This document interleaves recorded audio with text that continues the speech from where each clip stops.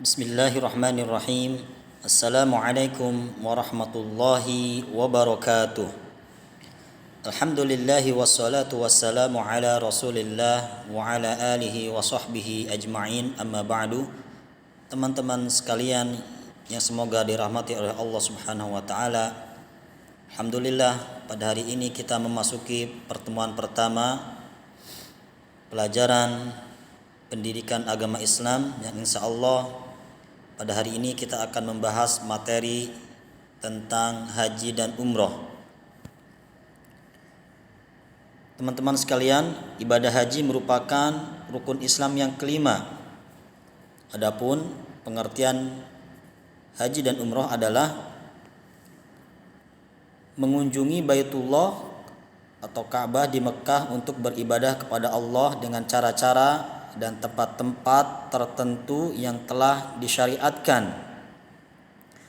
Adapun waktu pelaksanaan ibadah haji dan umroh, ibadah haji dilaksanakan atau dilakukan pada waktu-waktu tertentu saja, yaitu pada bulan Dzulhijjah. Sedangkan umroh dapat dilakukan pada bulan apa saja, akan tetapi yang paling afdol adalah pada bulan Ramadan dan bulan Dzulhijjah bersamaan dengan ibadah haji. Itu yang membedakan waktu pelaksanaan ibadah haji dan umroh. Jadi ibadah haji di waktu-waktu tertentu, sedangkan umroh bisa dilakukan pada bulan apa saja di bulan Hijriah. Ibadah haji maupun umroh hukumnya wajib atau fardu ain, dikerjakan satu kali dalam seumur hidup setiap muslim yang telah memenuhi syarat berdasarkan firman Allah Subhanahu wa taala dalam surat Ali Imran ayat 97. Adapun syarat wajib ibadah haji dan umroh adalah sebagai berikut. Jika kita sudah memenuhi syarat ini, maka kita terkena kewajiban untuk melaksanakan ibadah haji. Jadi apa saja syaratnya? Pertama adalah beragama Islam, yang kedua berakal sehat, yang ketiga baligh, yang keempat merdeka, yaitu bukan hamba sahaya, kemudian mampu. Apa maksudnya mampu di sini? Maksudnya adalah berilmu tentang haji dan umroh, yang jadi memiliki ilmu atau pengetahuan tentang tata cara pelaksanaan ibadah haji dan umroh. Kemudian sehat fisiknya, memiliki biaya untuk pergi dan pulang.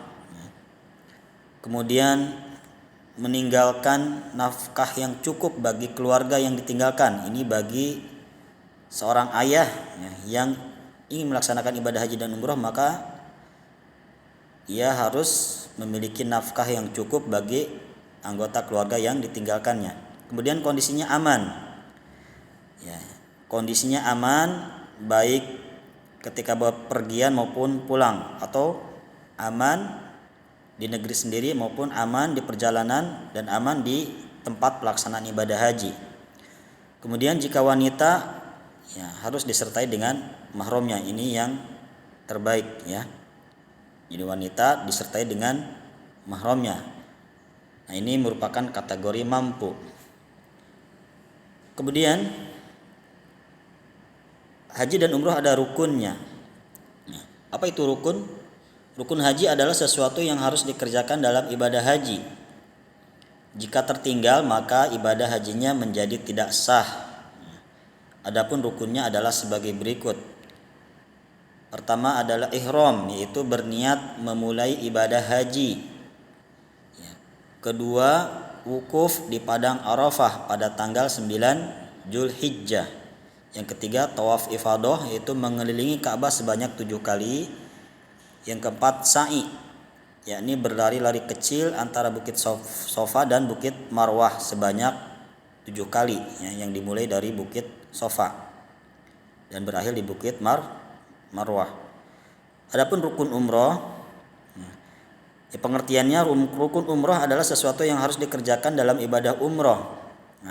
Jika tertinggal atau tidak dilaksanakan, maka ibadah umrohnya menjadi tidak sah. Adapun rukunnya adalah sebagai berikut: 1. Ihram, 2. Tawaf, 3. Sa'i. Nah, dalam rukun umroh tidak terdapat wukuf.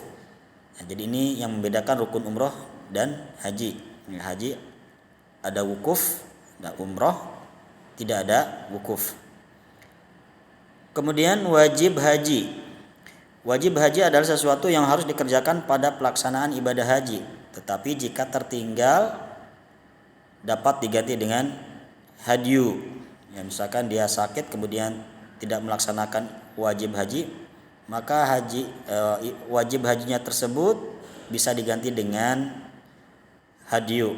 Ya. Wajib haji ada 7.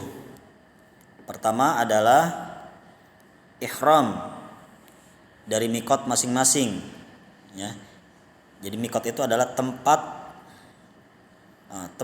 untuk memulai ibadah haji. Ya. Jadi ketika kita akan melaksanakan ibadah haji atau umroh, ada tempat-tempat tertentu yang harus kita memulai berihram, ya, niat dan memakai pakaian ihram. Yang kedua adalah wukuf di padang Arafah sampai terbenamnya matahari. Ya, ini wajib. Kemudian mabit atau bermalam di Muzdalifah, ya, hingga tengah malam. Yang keempat adalah melontar jumroh Aqabah tanggal 10 Zulhijjah dan melontar 3 jumroh pada tanggal 11, 12, dan 13 Zulhijjah. Yang kelima adalah tahallul, yaitu mencukur atau memotong rambut. Yang keenam adalah mabit di Mina, atau bermalam di Mina selama 2 atau 3 hari tasyrik. Ya, hari tasyrik itu tanggal 11, 12, dan 13 Zulhijjah. Itu dinamakan dengan hari tasyrik. Yang ketujuh adalah tawaf wada, yaitu tawaf perpisahan ketika akan meninggalkan kota Makkah. Adapun wajib umroh hanya 2. Pertama adalah ihram, yang kedua adalah tahallul. Dalam melaksanakan ibadah haji, kita harus memperhatikan adab-adabnya. Adapun adab-adab haji dan umroh adalah sebagai berikut. Ya, di antaranya adalah pertama, mengikhlaskan niat. Jadi ketika kita melaksanakan ibadah haji dan umroh, kita ikhlaskan niat, ya, bahwa kita niat kita hanya untuk Allah Subhanahu wa taala. Niat kita ikhlas, memurnikan ibadah kepada Allah Subhanahu wa taala, bukan dengan niat-niat yang lainnya, ya. Seperti mungkin ingin dikatakan orang kaya dan sebagainya, atau ingin mendapat gelar haji. Nah, itu berarti niat kita tidak ikhlas. Kemudian yang kedua, menjaga diri dari perbuatan mubazir dan maksiat. Ya, apa contohnya mubazir? Ya misalkan kita ketika pergi melaksanakan ibadah haji atau umroh membawa uang yang banyak, kemudian memborong oleh-oleh dari sana, banyak sekali, ya. Bahkan yang tidak perlu pun kita beli. Nah, sehingga banyak sekali barang-barang yang kita bawa akhirnya tidak terpakai juga, ya. Nah, ini bisa menjadi mubazir, ya, sia-sia. Kemudian maksiat, ya, ini tentu perbuatan dosa. Ini, ya, tidak boleh dilakukan, ya, ketika melakukan ibadah haji dan umroh. Yang ketiga adalah berlemah lembut terhadap orang lain. Ya, teman-teman semua, ya, ketika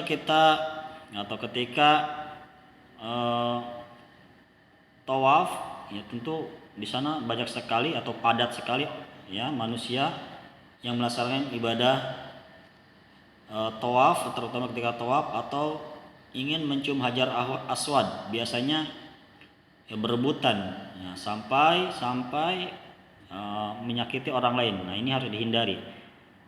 Begitu kita ketika tawaf, walaupun berdesak-desakan, tidak boleh menyakiti orang lain. Nah, karena di sana padat sekali, ya, orang-orang yang melaksanakan ibadah haji dan umroh. maka tetap kita berlaku lemah lembut terhadap orang lain. Yang keempat, ya, di antara adab haji dan umrah adalah menjauhkan diri dari perbuatan yang dapat menjerumuskan ke dalam kesyirikan.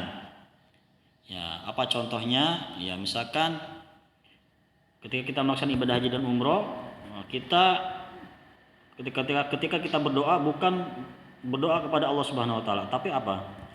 Berdoa kepada penghuni kubur, misalkan kepada syuhada.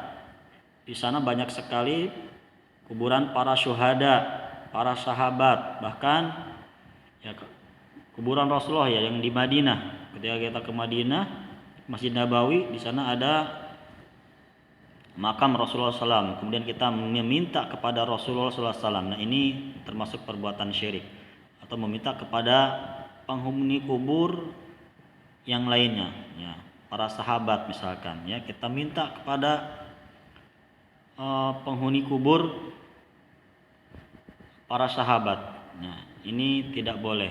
Ini termasuk perbuatan syirik. Kalau berdoa langsung saja kepada Allah Subhanahu wa taala. Tentu dalam ibadah haji dan umrah ada hikmahnya, ya, ada pelajaran yang bisa kita ambil. Di antara hikmahnya adalah pertama, lebih mendekatkan diri kepada Allah Subhanahu wa taala, karena di sana penuh dengan ibadah, ya. Jadi kita merasakan lebih dekat kepada Allah Subhanahu wa taala. Yang kedua adalah memperkuat ukhuwah Islamiyah. Ya, ketika kita melaksanakan ibadah haji dan umrah, di sana berkumpul kaum muslimin dari berbagai macam ya mancanegara. Ya, perbedaan warna kulit, ya. Nah, ini bisa untuk sebagai ajang saling mengenal antar kaum muslimin satu dengan kaum muslimin lainnya. Ya, sehingga tali ukhuwah kita, tali persaudaraan kita lebih erat, ya. Kita bisa mengenal satu dan yang lainnya. Kemudian di antara hikmahnya juga adalah mengenang kembali bagaimana ya sejarah perjuangan Nabi Ibrahim alaihissalam, dan bagaimana juga ya sejarah perjuangan Nabi Muhammad sallallahu alaihi wasallam, dan masih banyak sekali hikmah yang lainnya. Ya, di antara keutamaan haji dan umroh ya adalah satu, dapat menghapuskan dosa-dosa. Ya, insya Allah orang yang melaksanakan ibadah haji dan umroh ya yang ikhlas, ya, maka insya Allah dosa-dosanya diampuni. Yang kedua, Allah menjanjikan surga ya bagi orang yang melaksanakan terutama ibadah haji yang mabrur, yang diterima oleh Allah Subhanahu wa taala. Yang ketiga adalah orang yang meninggal dalam keadaan ihram, dalam keadaan ibadah haji dan umroh, akan dibangkitkan dalam keadaan bertalbiyah. Apa itu bertalbiyah? Yaitu mengucapkan ya labbaik Allahumma labbaik, labbaik la syarika laka labbaik, innal hamda wan ni'mata laka wal mulk la syarika lak. Nah, jadi orang yang meninggal dalam keadaan haji dan umroh, dalam keadaan memakai pakaian ihram, dalam keadaan bertalbiyah, maka ketika meninggal kemudian dibangkitkan ya nanti di hari kiamat, maka dia akan bertalbiyah. Ya, demikian materi kita hari ini. Ya, jika ada yang kurang jelas nanti ditanyakan via live Zoom. Kurang lebihnya Bapak mohon maaf. Assalamualaikum warahmatullahi wabarakatuh.